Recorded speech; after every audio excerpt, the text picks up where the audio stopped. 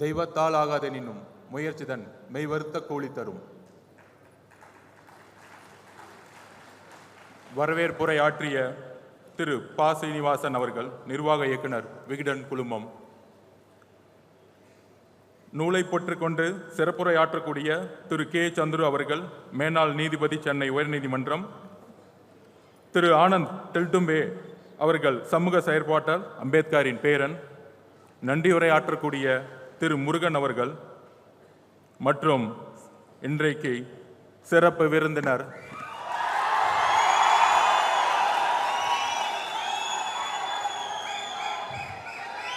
தமிழகத்தின் புதிய கருத்தியல் தலைவராக உருவெடுத்துக் கொண்டு இருக்கின்ற தமிழக வெற்றி கழக தலைவர் திரு விஜய் அவர்களுக்கும் இங்க இருக்கக்கூடிய பத்திரிகை நண்பர்களுக்கும் விடுதலை சிறுத்தைகள் கட்சிகளுடைய தோழர்களுக்கும் தோழிகளுக்கும் தமிழக வெற்றி கழக தலைவர் கட்சியுடன் தொண்டர்களுக்கும் என்னுடைய வணக்கம். நூல் உருவாக்க உரை. நமக்கு ஏன் இத்தனை எதிரிகள் அப்படின்னு பெரியார் சொல்லுவார். அதற்கு முக்கிய காரணம் ஆதிக்கம். ஆதிக்கத்தை எதிர்க்கக்கூடியவர்கள் எல்லோருக்கும் எதிரிகள் உருவாகி கொண்டுதான் இருப்பார்கள், விமர்சனங்கள் இருந்து கொண்டுதான் இருக்கும். ஆனால் அண்ணா கூறியதைப் போல தாக்கி தாக்கி எதிரிகள் வலுவை இழக்கட்டும், தாங்கி தாங்கி ஒரு புதிய வரலாற்றை உருவாக்கக்கூடிய மேடையாக தமிழக அரசியலில் ஒரு புதிய வரலாறு உருவாகக்கூடிய மேடையாக புரட்சியாளர் அம்பேத்கருடைய நூலை வெளியீட்டு விழாவில் இங்கு இருக்கக்கூடிய மிகப்பெரிய அறிவுஜீவிகள், சிந்தனையாளர்கள், வாழ்க்கையில் தன்னுடைய கொள்கைக்காக சமர்ப்பித்து ஏழை மக்களுக்கும் ஒடுக்கப்பட்ட மக்களுக்கும் தன்னுடைய வாழ்க்கையை தியாகம் செய்த தலைவர்கள் முன் ஒரு பள்ளி மாணவனாக இந்த மேடையில் வாய்ப்பு அமைப்பு கொடுத்த விகடன் குழுமத்திற்கு என்னுடைய பணிவார்ந்த நன்றிகள்.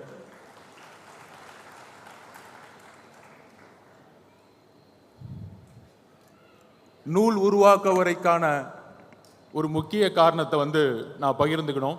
அது என்னுடைய வாழ்க்கையிலிருந்தே ஆரம்பிக்கணும். இந்த நூலை உருவாக்குறதற்கு ஒரு சிந்தனை வரும் பொழுது திரு பா. சீனிவாசன் அவர்கள் என்னுடைய வழிகாட்டின்னு சொல்றதோட என்னுடைய குடும்பத்தின் ஒரு முக்கியமான ஒரு அப்பா ஸ்தானத்தில் இருக்கக்கூடியவர். எனக்கு அவரிடம் நான் சொல்லும் பொழுது ஏன் அம்பேத்கர் நூலை வெளியிடணும் அப்படின்னு சொல்லும் பொழுது, பொதுவாக விகடன் குழுமத்தில் இருக்கும் பொழுது அதோட உண்மை தன்மையை எப்பயுமே அவர் காது கொடுத்து கேட்பார். எதற்காக இந்த நூலை இவர் வெளியிடணும்னு நினைக்கிறாரு அப்படின்னு சொல்லும் பொழுது அவரிடம் கிட்டத்தட்ட ஒரு 2 மணி நேரம் 2023 ஆகஸ்ட் மாதம் அவருடன் ஒரு மிகப்பெரிய ஒரு டிஸ்கஷன் நடந்துச்சு. அப்போ நான் என்னை பற்றி சொல்லும் பொழுது 5 வயதில் என்னுடைய தாயோடைய தற்கொலையை என் கண் முன்னாடி நான் பார்த்தவன். அதற்கு முக்கிய காரணம் என்னுடைய தாயோட சக அக்காவாக குடும்பத்தின் எங்கள் பெரியம்மாவாக, நிறைய பேர்த்துக்கு தெரியாது, எங்கள் அம்மாவோடைய பழகிய அன்றைய எங்கள் அம்மாவோடைய அக்கா, என்னுடைய பெரியம்மா திலகவதி IPS அவர்கள், தமிழ்நாட்டின் முதல் பெண் IPS. எங்கள் அம்மாவும் என்னுடைய பெரியம்மாவும் என்னுடைய குடும்பத்தில் ஒரு 11 பேர் கொண்ட குடும்பத்தில் இருந்தபோது சக தோழியாக 2 பேரும் சேர்ந்து வாழ்ந்தார்கள். அப்போ எங்கள் அம்மா ஒரு காதல் திருமணம் பண்ணணும்னு நினைக்கிறாங்க. ஆனால் அன்றைக்கு இருந்த என்னுடைய பாட்டி காதல் திருமணம் இருக்கக்கூடாது, கேஸ்ட் ஜாதியின் அடிப்படையில் வெள்ளூரில் ஒரு விவசாயியிடம் ஒரு ஃபோர்ஸ்ட் மேரேஜ் பண்ணி வச்சாங்க. அந்த ஃபோர்ஸ்ட் மேரேஜ் பண்ணி வைக்கும் பொழுது விவசாயத்தில் ஏற்பட்ட ஒரு வறட்சி, அந்த வறட்சியின் மூலமாக ஏற்பட்ட டொமஸ்டிக் வயலேஷன்ஸ், அந்த அந்த ஒரு பாதிப்பு என்னுடைய தாயோடைய தற்கொலைக்கு ஒரு முக்கியமான காரணமாக மாறியது.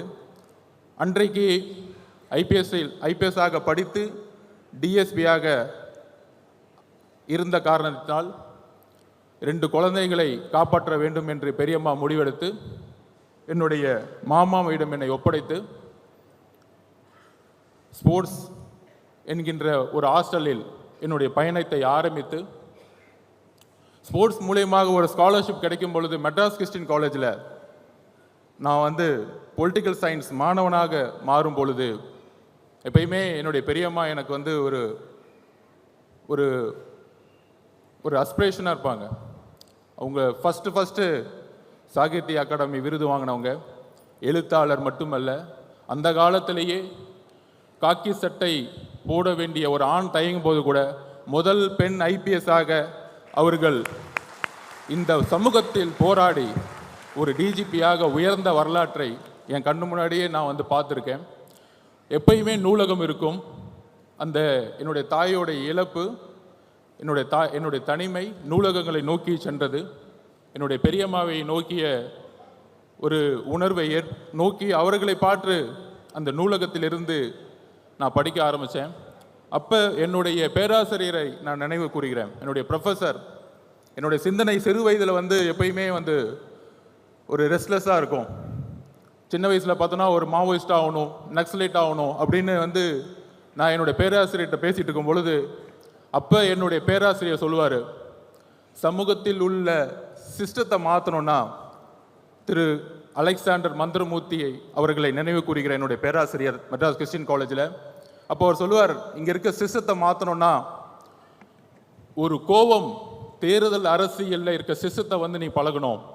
சர்வேனா என்ன, ஸ்ட்ராட்டஜினா என்ன, பிளானிங்னா என்ன அப்படிங்கிற ஒரு தரவுகளை எப்படி பகுப்பாயுங்கிற ஒரு விஷயத்தை எங்களுக்கு உருவாக்கி கொடுத்தார்.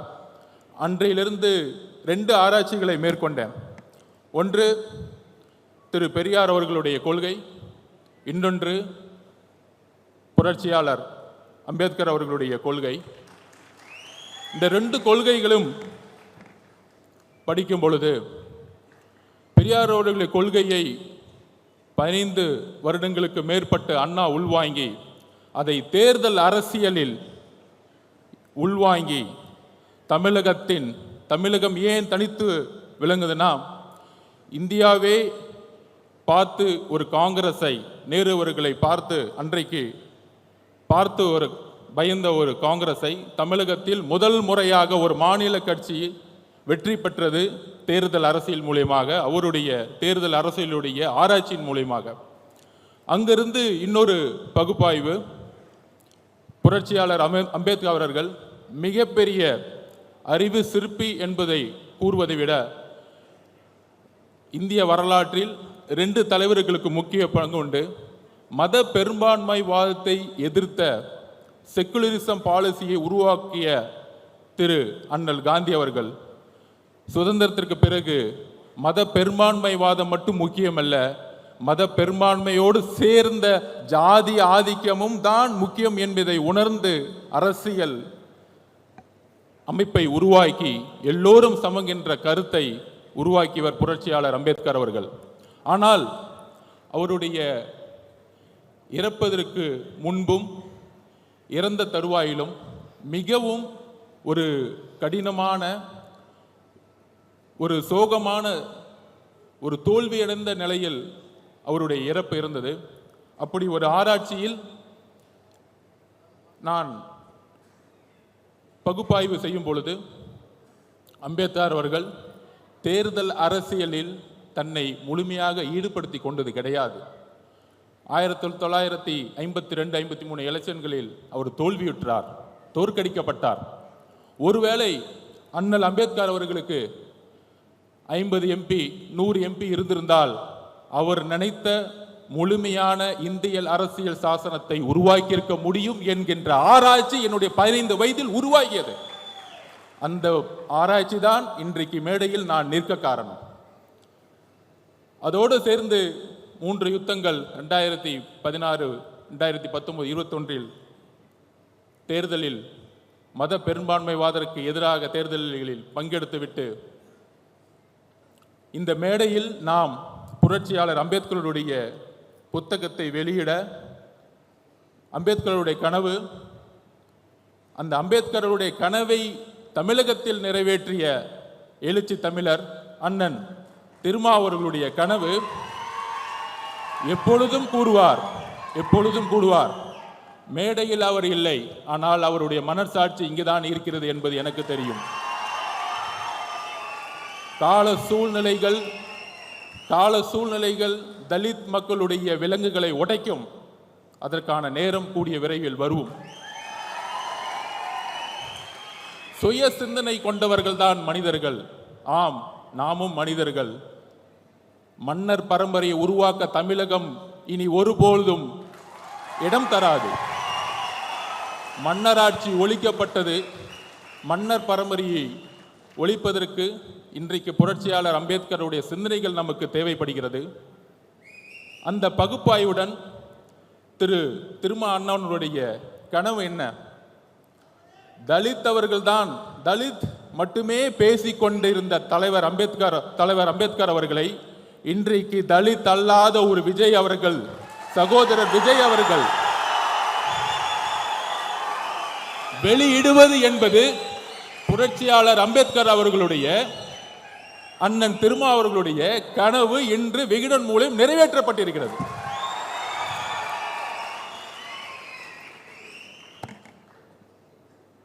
இதுல சில விமர்சனங்கள். சகோதரர் விஜய் அவர்களுக்கு அரசியல் தெரியுமா? அவருக்கு கொள்கைகள் தெரியுமா?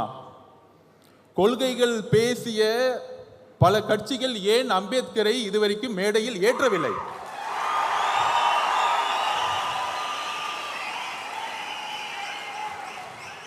இன்றைக்கு இந்த புத்தக விழாவின் வெற்றி, திரு நிர்வாக இயக்குனர் திரு சீனிவாசன் அவர்களுடைய வெற்றி, இன்றைக்கு விகடனுடைய வெற்றி, முதல் முறையாக அம்பேத்கருடைய நினைவு நாளை எல்லா அமைச்சர்களும் சென்று மாலையிட்டு புரட்சியாளர் அம்பேத்கர் என்று அமைச்சர்கள் கூறிக்கொண்டிருக்கிறார்கள். இதுதான் வெற்றி, எங்களுடைய வெற்றி, எங்களுடைய பிரச்சாரத்துடைய வெற்றி.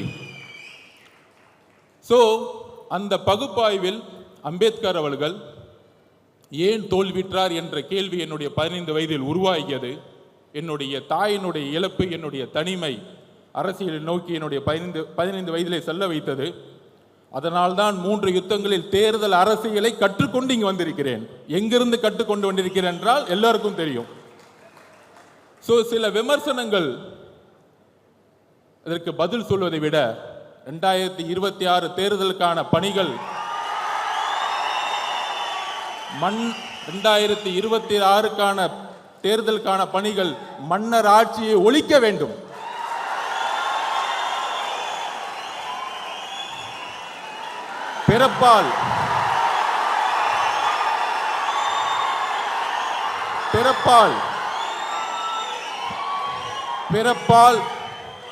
பிறப்பால் அனைவரும் சமம் என்கின்ற கருத்தியலை அம்பேத்கர் உருவாக்கியதை போல இங்க பிறப்பால் ஒரு முதலமைச்சர் உருவாக்கப்படக்கூடாது.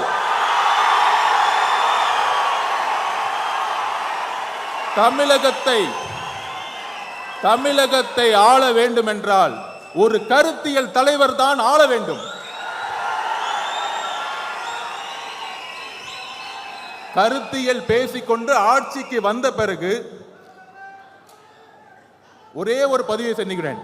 மத பெரும்பான்மைவாதம் பேசிக்கொண்டு இங்க இருக்கக்கூடிய நம்மில் ஒரு யுத்தியை உருவாக்க வேண்டும். 2014 ஏன் பிஜேபி வெற்றி பெற்றது? 2014 பிரசாந்த் கிஷோர் அவர்கள் என்னிடம் உரையாற்றும் போது சொன்னார், மோடி அவர்களுடைய பிரச்சாரம் குடும்ப ஆட்சி, அதன் பிறகு ஊழல் என்கின்ற குற்றச்சாட்டுகளை கூறி ஆட்சியை கைப்பற்றினார்கள். இன்றைக்கு வரைக்கும் பிஜேபி யாராலும் வெல்ல முடியவில்லை. அதே போல்தான் தமிழகத்தில் மதம் ஜாதி என்கின்ற தத்துவத்துடன் ஊழல் என்கின்ற ஒரு விஷயத்தை ஏன் உருவாக்க மாட்டேங்கிறோம்? அதுதான் என்னுடைய தாயோடைய இழப்புக்கு, விவசாயியோடைய ஒரு விவசாயி வீட்டில் ஒரு தாய் இழக்கிறாங்கன்னா, என் தாய் விவசாயம் இருக்கும்போது இறந்துருக்காங்க, தற்கொலை பண்ணியிருக்கிறாங்க. இதுதான் உண்மை. இந்த உண்மையை நான் இன்னைக்கு டிக்ளேர் பண்றேன். என்னுடைய பெரியம்மா தெலுங்குதி ஐபிஎஸ் முன்னாடி நானே ஒரு சாட்சி. அப்படி இருக்கும் பொழுது ஊழல்ங்கிற ஒரு விஷயத்தை நாம் கடந்து சென்றுகிட்டு இருக்கோம். தமிழ்நாடு ஊழலை கடந்து சென்றுகிட்டு இருக்கு. பெரியார் அவர்களுடைய கனவின் மூலயமாக மத பெரும்பான்மைவாதத்தை துடைத்தெறிந்து விட்டோம். மத பெரும்பான்மை தமிழகத்தில் கிடையாது. பிஜேபிக்கு 2% மேல இங்க கிடையாது. அதை பெரும்பான்மை முடிச்சாச்சு. ஆனால் ஒரே ஒரு ப்ராப்ளம் இருக்கு. இன்றைக்கு ஹரியானாவிலும் மகாராஷ்டிராவிலும் ஜெயிச்சதுக்கான காரணம் ராமர் கோயிலை கையில் எடுத்தார்கள். இன்னைக்கு ராமர் கோயில் இன்றைக்கு கரெக்டா வந்து இந்த எலெக்ஷன்ல அகிலேஷ் யாதவால் அதை நிலைநாட்ட முடியல. அகிலேஷ் யாதவ் வெற்றி பெற்று விட்டார். ஒரு தலித்தை பொது தொகுதியில் நிறுத்தி வெற்றி பெற வைத்து ராமர் கோயிலுங்கிற ஒரு தத்துவத்தை உடைத்து விட்டார். ஆனால் தமிழகத்தில் ஒரு தலித்தை பொது தொகுதியில் இன்றைய வரைக்கும் நிப்பாட்ட முடியல. இன்றைக்கு நான் தரவுகளை சொல்றேன். 2011 தரவுகளின் அடிப்படையில் 1,40,00,000 தலித்துகள் இருக்கிறார்கள். ஆனால் ஆட்சியிலும் பங்கு, அதிகாரத்தில் பங்கு என்று கூறினால் அது தவறு என்று அவர் தவறு என்று யாரு சொல்றாருன்னா, எல்லோரும் சொல்ற மாதிரி சனாதானம் எங்கிருந்து வருதுன்னா, பிஜேபி சொன்னா மட்டும் சனாதானம் கிடையாது. ஒரு சாதாரண மனிதன் ஒரு முதலமைச்சரா வரணும், ஒரு தலித் ஒரு முதலமைச்சரா வரணும்னு சொல்லும் பொழுது அதில் முதல் குரலாக ஒலித்த குரல் திரு விஜய் அவர்களுடைய குரல். ஆட்சியிலும் பங்கு, அதிகாரத்தில் பங்கு ஏன் சொல்லக்கூடாது? அதை ஏன் ஒளிச்சு வைக்கணும்? அதுக்கு ஸ்ட்ராட்டஜிலாம் தேவையில்லை. இனிமேட்டு அரசியல ஒளிச்சு வச்சு பண்ண வேணாம். எடுத்தோடனே ஸ்ட்ரைட்டா நெஞ்சுக்கு நேரா பேசுவோம். முதுகு பின்னாடி பேசலாம் தேவையில்லை. எதுக்கு பயம்? எதுக்குமே பயப்பட வேண்டாம். அந்த அளவுக்கு, அதாவது சினிமா துறையில் இன்றைக்கு அவரை சுத்தி 2000 கோடி ரூபாய் ஒரு தொழில் இருக்கு. அதை விடுறதுக்கு ஒரு மனசு வேணும். ஆனால் இங்கே ஒரு சினிமா துறையில் ஒரு தொழில் நிறுவனத்தை நடத்தி ஒட்டுமொத்த சினிமா துறையையும் அரசியல் மூலமாக லாபம் செய்து கொண்டிருக்கிறார்கள். ஆனால் இன்றைக்கு வரைக்கும் அது குரல் இல்லை. இந்த குரல் எங்கிருந்து வர வேண்டும்? ஏன் சினிமா துறை ஒரு நிறுவனத்தின் மூலம் கட்டுப்படுத்தப்பட்டிருக்கிறது? 4000 கோடி ரூபாய் இண்டஸ்ட்ரி ஒரு நிறுவனம் எப்படி கட்டுப்படுத்தப்பட்டிருக்கிறது? ஒவ்வொரு வாரமும் வரக்கூடிய சினிமா ஒரே நிறுவனத்தால் மட்டும் எப்படி கட்டுப்படுத்தப்பட்டிருக்கிறது? இதை மக்கள் முன் எடுத்து கூற வேண்டும். திரு விஜய் அவர்களுக்கு, சகோதரர் விஜய் அவர்களுக்கு ஒரே ஒரு கோரிக்கை, ஊழலை, தமிழகத்தின் ஊழலை எடுத்து பேசுங்கள். மதவாதத்தை எடுத்து பேசுங்கள். கொள்கைகளை பேசிக்கொண்டு ஆட்சிக்கு வந்து ஊழல் செய்யக்கூடிய 2 விஷயத்தை நான் பதிவு பண்றேன். சாமியார்கள், போலி சாமியார்கள். காஞ்சி மகா பெரியவர் நல்லவர், ஆனால் போலி சாமியார்கள் இங்க அதிகமா இருக்கிறாங்க. சாமியார்கள் நல்ல சாமியார்கள், அதை பத்தி நான் கவலைப்படல. அதே மாதிரி திராவிடம் நல்லது. திராவிடம் என்றால் ஒண்ணுதான். நிறைய அறிவிச்சுகள் நிறைய பேசுவாங்க. நானும் நிறைய படிச்சுட்டேன். எல்லோரும் சமன் சொல்றதான் திராவிடம், வேற ஒண்ணும் கிடையாது. தமிழ் தேசியம்னா விடுதலை, தமிழ் தேசியம்னா விடுதலை புலிகள் பிரபாகரன் சொன்ன எல்லோரும் சமம், அவ்வளவுதான். அவரும் தான் சொன்னாரு. விடுதலை புலிகள் பிரபாகரன் அவர்கள் எப்பையும் ஜாதி மதத்தை பார்த்தது, மொழியை பார்த்ததில்லை. சோ அப்ப ஒரே ஒரு விஷயம் இருக்கு.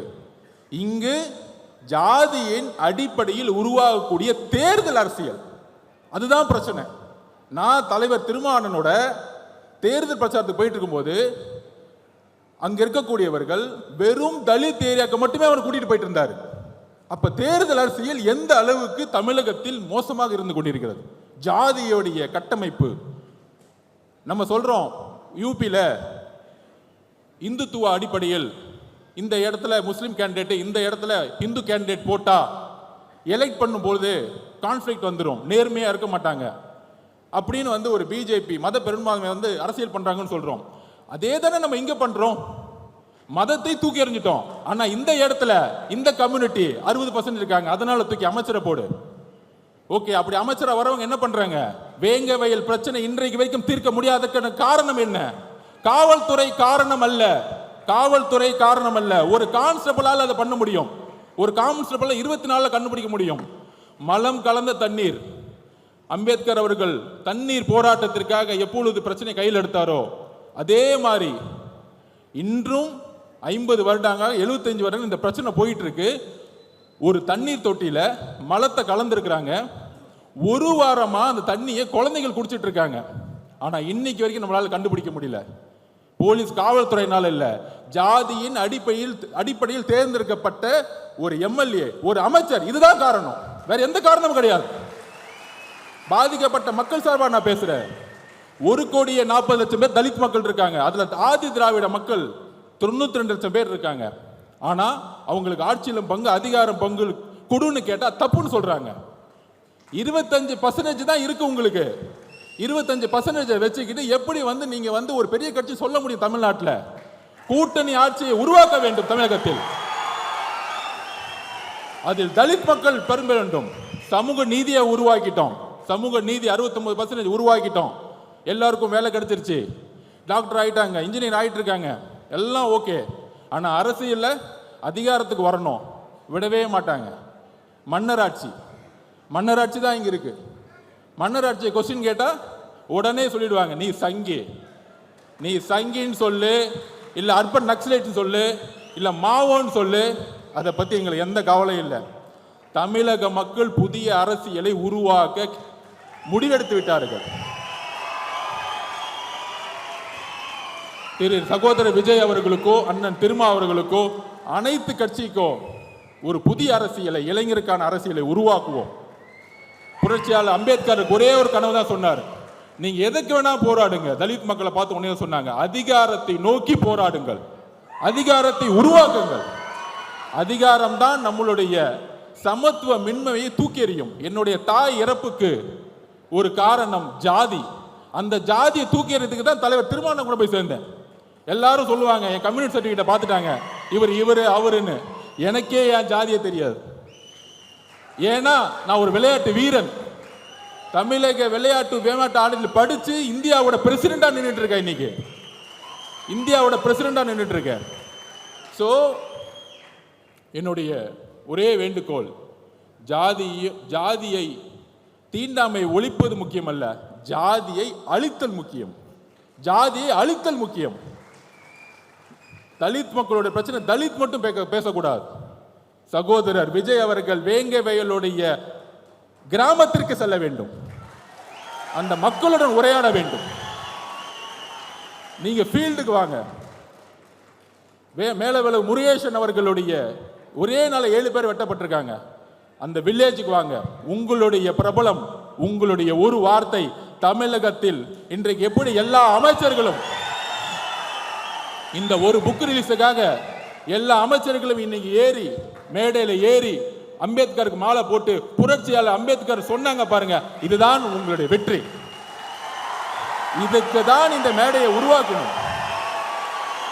இந்த மேடையை அதற்கு தான் உருவாக்கினோம். புத்தக விழாவில் அரசியல், அம்பேத்கர்னாலே அரசியல் தான். அனைவருக்குமான தலைவர் சொன்னாலே இங்க நிறைய பேருக்கு பிடிக்காது. திரு பெரியார் அவர்களும் அம்பேத்கருடைய கொள்கையிலும் இணைந்து இனிமேல் பயணிக்க வேண்டியணும், இணைந்து பயணிக்கணும். அப்படி இணைந்து பயணிச்சாதான் தமிழகத்தில் புது மாற்றங்கள் வேணும், புது மாற்றங்கள் உருவாகும். ஓடப்பனாயிருக்கும் ஏழையப்பன் உதயப்பன் ஆகிவிட்டால் ஓர் நொடிக்குள் ஓடப்பன் உயரப்பன் எல்லாம் நிலை மாறி ஒப்பப்பர் ஆகிவிடுவார். புரட்சியாளர் பாரதிதாசன் கூறியதை போல ஏழைகள் ஒன்று சேர்ந்தால் உங்களை தூக்கி எறியக்கூடிய காலம் உருவாகும். புதிய அரசியலை நோக்கி நாம் செல்லுவோம். நன்றி, வணக்கம்.